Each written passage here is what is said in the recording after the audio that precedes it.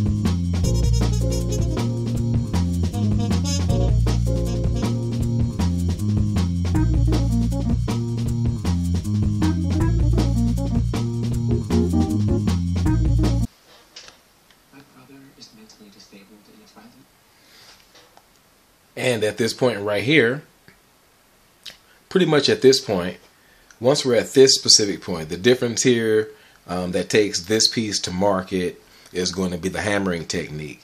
Now, it's going to be very difficult to hammer inside of here, and I want to make this short. I want to kind of over lengthen this video here for YouTube, but to give you just a brief kind of breakdown, the hammering is going to happen around here. The hammering is going to happen everywhere, really, but the technique is that eventually during the hammering process, I'm going to take this and open it up, hammer inside, hammer down, okay?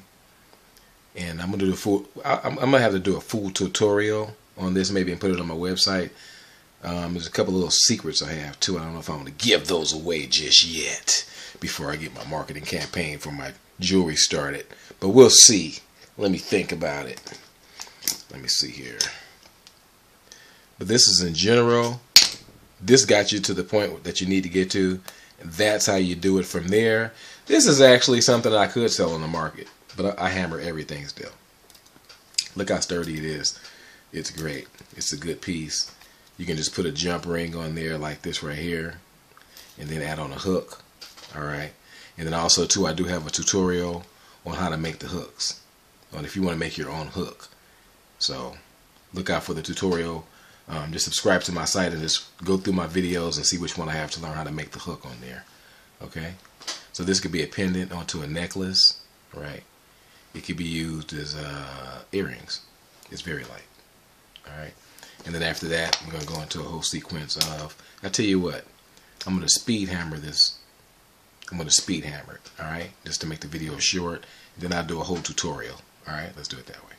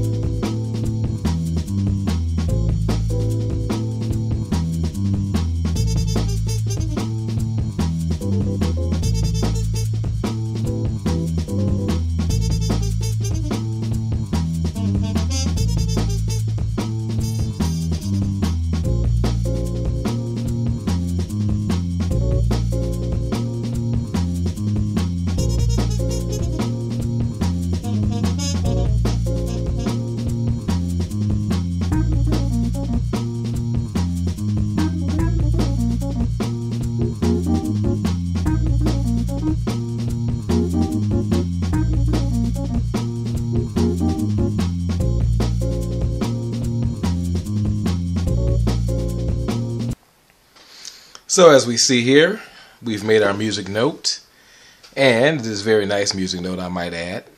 I went ahead and did the little fast hammer action for you, and normally I probably would hammer around here a little bit too, but you know, check out the full video for that one. Come to the website and check out the video on how to make the pair and how to make a match up.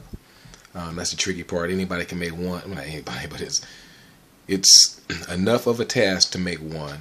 It's really a task and a concept and a skill to put together a pair that match, so that you can make earrings that sell, so that when you put them on a hanger next to one another, they look like they actually are the exact pair. Okay, and that's the goal when it really comes down to it. Oh, and by chance, here's an example, kind of. Not kind of, this is an example, period.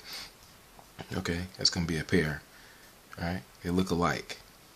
They look enough alike, and then they look enough unalike that we know that they're not manufactured. They look enough alike to know that they're not manufactured. I mean, anyway, you know what I mean. Talking all that stuff. Alright, there you go. Those are a couple of pairs. That's how you make a match up in the long run. So, we want to get to that video on how to do that with this. Come to my website, take a look, join in, become a member. Hope to see you. El-Amin, Elements Design, making the music note earring or pendant. There's a lot of different ways you can go with this. There's a way I can show you even how to make this into a ring, but we won't go into the whole deal right now. But you can kind of get the gist of what's going to go and happen when we wrap wire around the side of it. Hey, let me know. Please subscribe. Looking forward to you on Facebook, Elements Design, Instagram, Elements Design, ELAMENTS Design. All right, we'll see you out there in creative and craft land. And be sure to keep looking out for my polymer clay stuff coming up. I'm going to do some really cool polymer clay stuff, because it's due. I have no more polymer clay to sell. I need to make all new patterns. Talk to you soon.